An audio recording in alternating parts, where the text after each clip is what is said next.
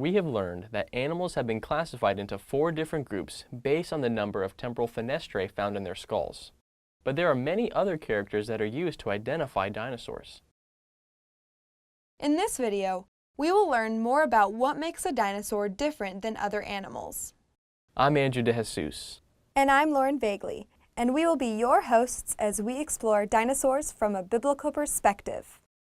Let's quickly review the 4 groups and the temporal fenestrae that define each group.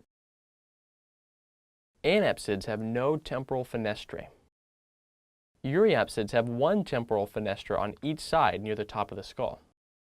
Synapsids also have 1 temporal fenestra on each side, but theirs is located in the lower cheek area. Diapsids have 2 temporal fenestrae on each side, one in the cheek area and the other near the top of the head. Some animals are included in these groups even though their fenestrae are different from the other animals in the group. Dinosaurs belong to a large group of diapsids called Archosaurs that have 2 temporal fenestrae on each side. Archosaurs also have another fenestra in front of each eye. It is called the antorbital fenestra.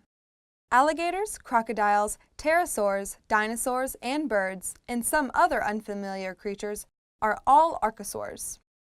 Lizards and snakes belong to a different group of diapsids called lepidosaurs. We have learned that dinosaurs are one group of archosaurs. But how do we tell the difference between dinosaurs and other archosaur groups? There are a number of other traits that determine whether an archosaur is a dinosaur or not. We will talk about 4 of them.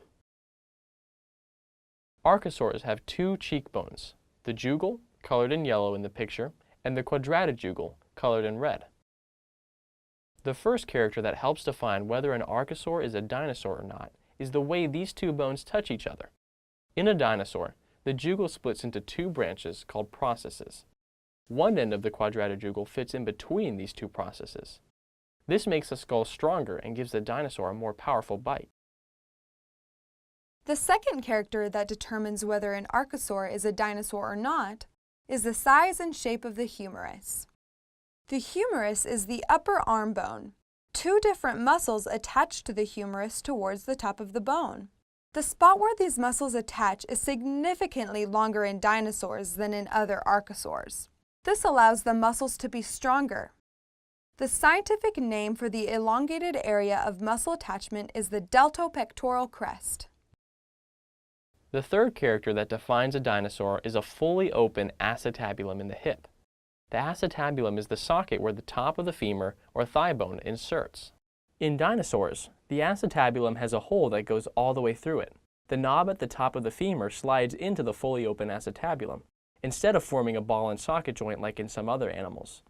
This allows dinosaurs' legs to move back and forth very easily, but side-to-side movement is limited.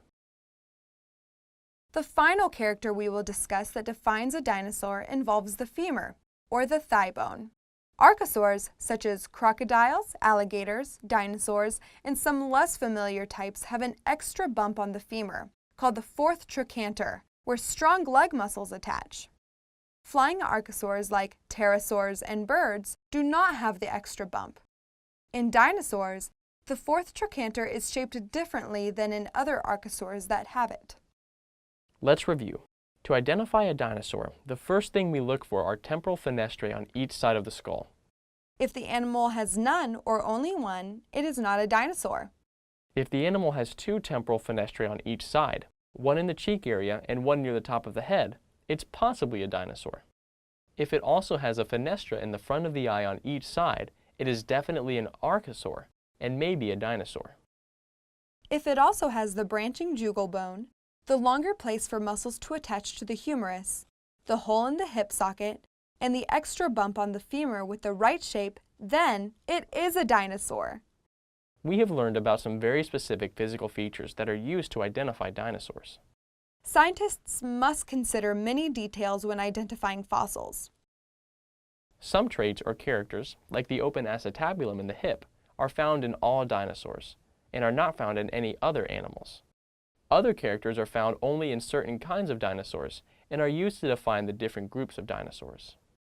In our next episode, we will learn about some of the characters that are used to classify dinosaurs into smaller groups. See you next time!